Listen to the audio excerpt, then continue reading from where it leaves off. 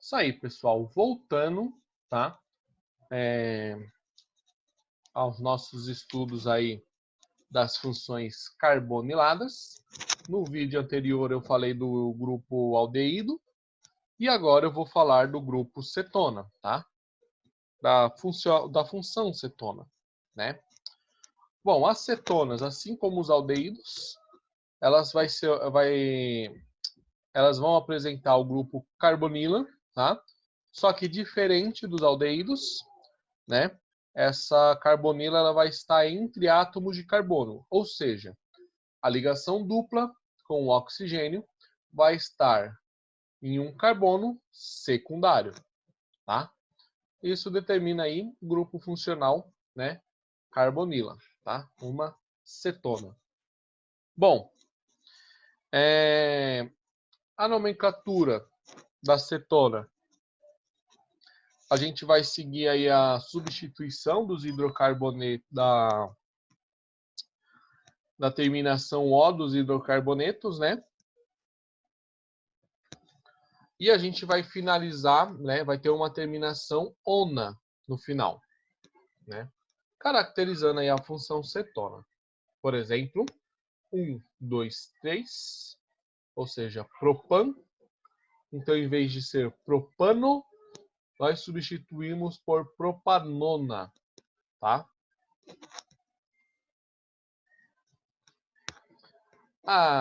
Aqui nós temos uma ciclobutanona, tá?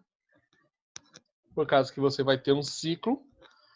Cetonas cíclicas, elas vão ser nomeadas levando em consideração o ciclo que contém a carbonila, tá?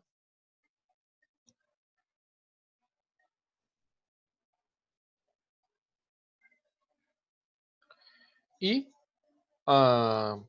quando a gente tiver aí uma cadeia maior, né?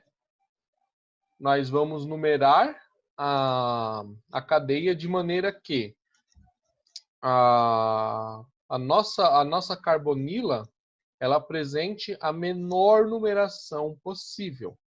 Então, seguindo aí a regra das nomenclaturas, né? Primeiro, a cadeia principal ela vai ter que apresentar essa carbonila, tá? Então, a gente sempre vai numerar a cadeia principal, a molécula de uma maneira que na cadeia principal apresente essa carbonila. E, como diferente dos aldeídos, ela pode estar entre carbonos, então ela pode estar em qualquer lugar dessa cadeia. Se ela pode estar em qualquer lugar dessa cadeia, então óbvio que ela terá uma numeração quando nós passarmos aí de 4, se eu não me engano, tá? Então, a gente vai apresentar a numeração dela na posição em que ela está posicionada e na cadeia principal. Por exemplo, hexan 2-ona, tá? Porque aqui nós temos 6 carbonos e no segundo carbono nós vamos ter o grupo aí carbonila de uma cetona. Só que geralmente, tá?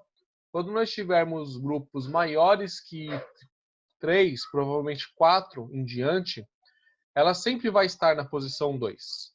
Por quê?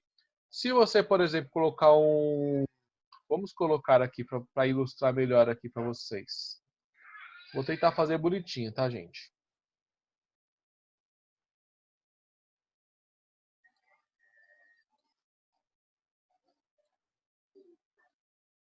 Aí, ó. Notem que se eu aumento essa cadeia principal, tá? Aqui, o que eu vou ter? Nós vamos ter 2 átomos de carbono, certo? E aqui eu vou ter 1. Então, isso aqui já se faz necessário eu ter uma numeração para indicar em que posição que ela vai estar. Tudo bem, se você olhar de um lado ou de outro, ela vai estar na posição 2. Mas eu preciso saber que esse grupo está na posição 2 para caracterizá-lo como uma cetona, tá? E, obviamente, a cetona ela nunca vai estar no último carbono, tá? Se você colocar, nesse caso, aqui, essa ligação aqui dupla aqui, se você mudar ela para cá, aí ela vai se tornar um aldeído, tá bom? Vamos ver o que tem aqui. E aí a gente também vai ter, né, a nomenclatura semissistemática.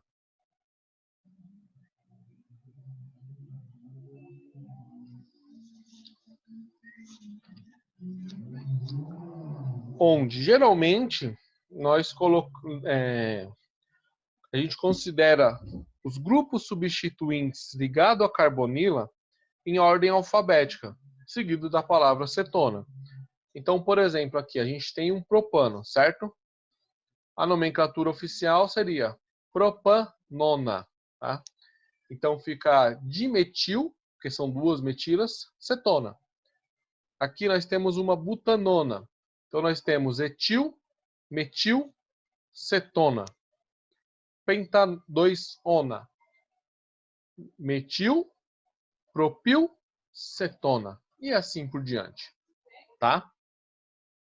Ó, aqui já retificando o que eu falei aqui, ó, nós vamos apresentar numeração a partir de 5, concordam comigo? Porque com 4 átomos de hidrogênio, ainda é ambíguo, né, você apresentar a numeração 2, né? Então, a partir de 5, nós temos que apresentar numeração, beleza? Retificando o que eu falei anteriormente, tá? E só para adicionar um comentário também, quando a gente tiver ramificações com mais de uma carbonila, a gente deve numerar iniciando pela extremidade mais próxima do grupo funcional, isso eu já falei, tá? E aí vai seguir a mesma regra anterior, colocando, por exemplo, as outras ramificações em ordem alfabética na nomenclatura, tá bom? Vamos lá. As propriedades físicas. Elas vão ser semelhantes às dos aldeídos, de mesma massa molar, tá? Só que, em geral, as cetonas vão apresentar um ponto de ebulição um pouco maior que os aldeídos, tá?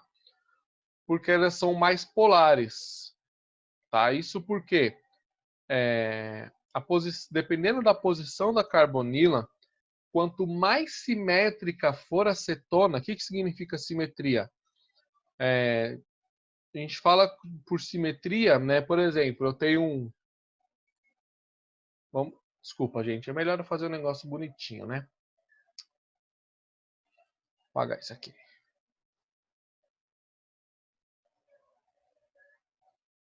Digamos aqui, ó.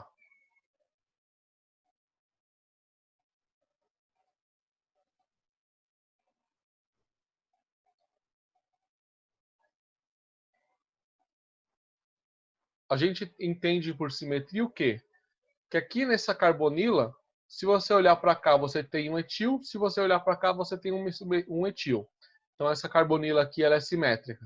Porém, se eu fizer isso aqui, ó, aí ela já não vai ser mais simétrica. Por quê? De um lado você tem mais carbonos que o outro, tá? Então, quanto mais simétrica for a cetona, maior vai ser a facilidade dela fazer interações com a água, tá? E também com moléculas de álcool. Por isso que elas vão ser mais polares que os aldeídos, tá?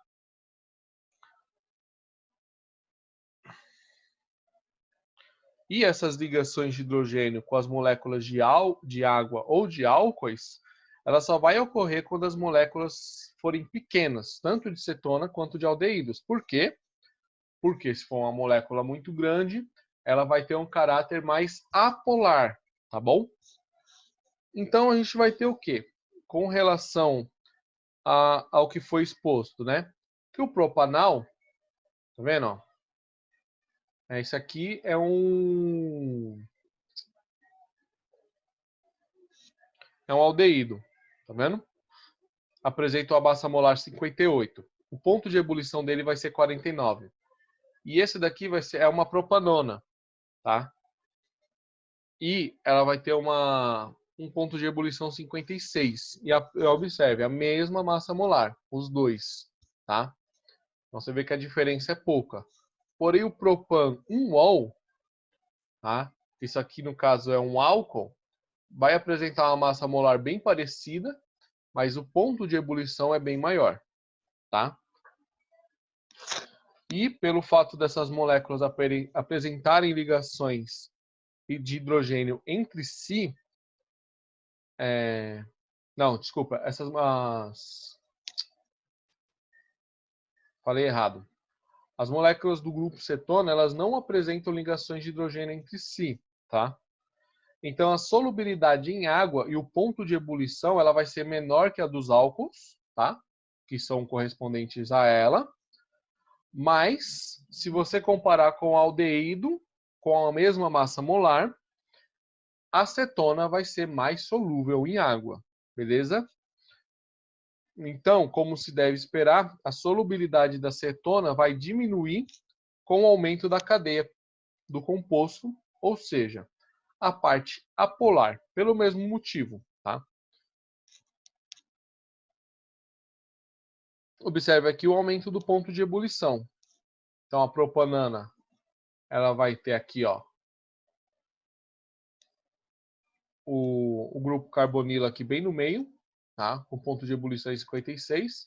A butonana vai estar um pouco mais na extremidade, ponto de ebulição 80. E a pentan 3-ona vai ter um ponto de ebulição 102, tá? Então, conforme você aumenta aí a cadeia, você tem um aumento da parte apolar, tá? Por isso, você vai aumentar o ponto de ebulição.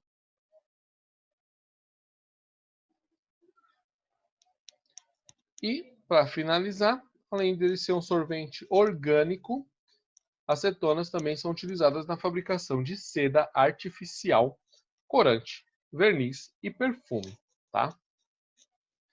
E é isso aí, gente. Eu espero ter elucidado todas as dúvidas de vocês. Qualquer dúvida é só me procurar. E até a próxima aula.